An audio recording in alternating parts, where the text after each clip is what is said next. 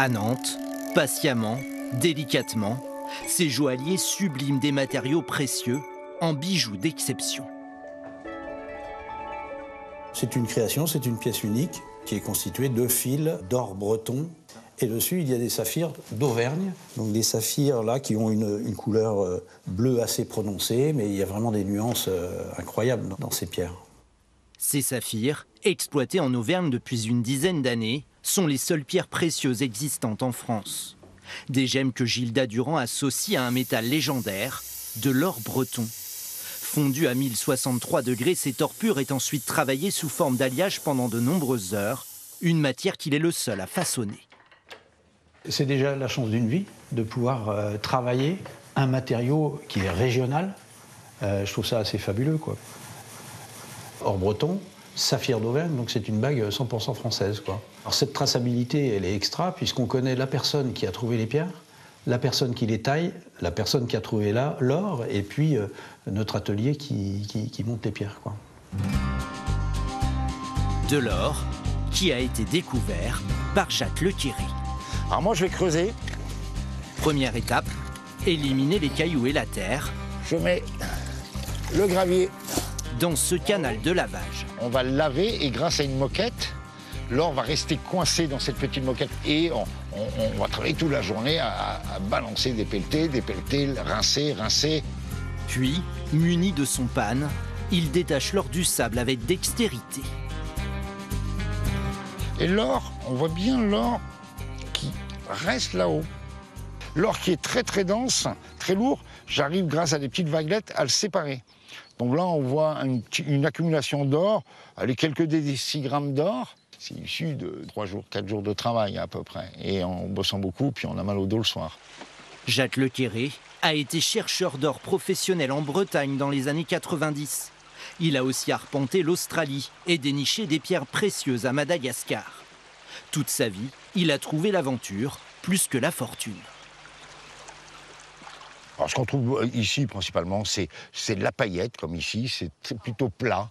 C'est à peine millimétrique, voire même parfois tellement fin qu'on appelle ça des cheveux de grenouille, d'ailleurs, nous, c'est-à-dire qu'on les voit à peine à l'œil nu.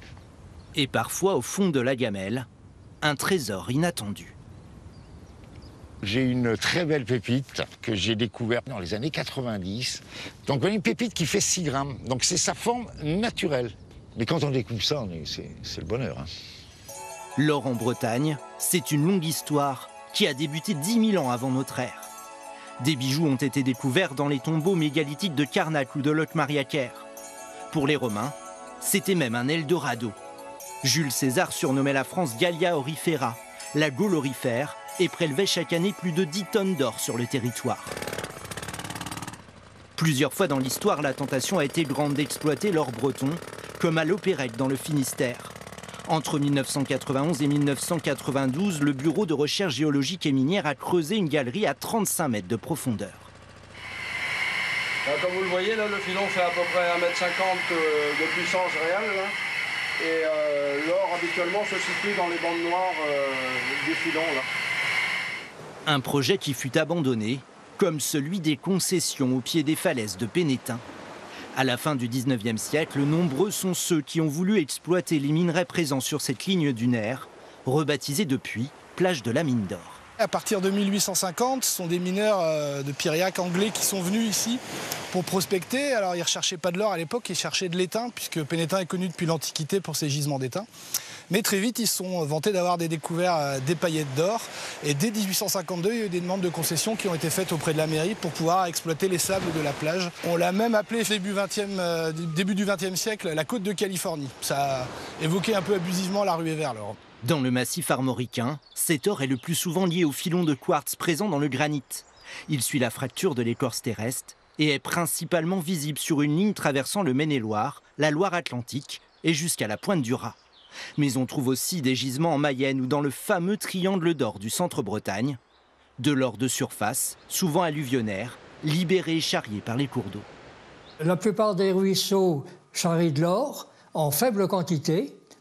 Bon, la teneur est très faible. Nous, on a fait autrefois des sondages pour savoir quelles étaient les teneurs en or. Bon, en gros, les teneurs en or sont de l'ordre de 1 décigramme d'or au mètre cube de sable. C'est cet or, en très faible quantité, que Jacques Lequéré a patiemment orpaillé en 1993 avec son ami Yannick Le Forestier. Allez, vas-y. C'est bien comme ça, ouais, ça, tranquille. À l'époque, les parents de Yannick, agriculteurs, louaient une partie de leur terre à une carrière de sable. Les 500 000 mètres cubes déjà extraits ont facilité la tâche des deux hommes pour récolter environ 2 kilos d'or. Non, je la vois bien, elle est bien accrochée. Ouais, Ouais. ouais.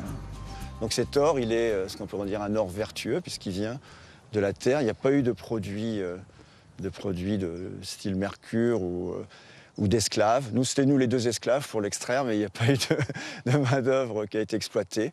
C'était juste un or breton. Notre joaillier nantais a fait l'acquisition de cet or il y a 3 ans. Voilà donc le dernier lot d'or breton. Donc il reste à peu près 400 grammes de ce qui a été trouvé dans les années 90. Gilda Durand a créé une collection de bijoux 100% français et une série limitée de bracelets et de bagues contenant des paillettes d'or. Une fois que ce lot d'or breton est épuisé, il n'y aura plus de bijoux faits avec. Donc ça les rend précieux et rares, quoi. Je trouve que ça a une valeur historique. Est-ce que ça prendra de la valeur avec le temps? L'avenir nous le dira. Aujourd'hui, le kilo d'or se négocie à plus de 90 000 €, du jamais vu. En Bretagne, l'orpaillage est désormais interdit hors domaine privé, ce qui rend cet or breton d'autant plus inestimable.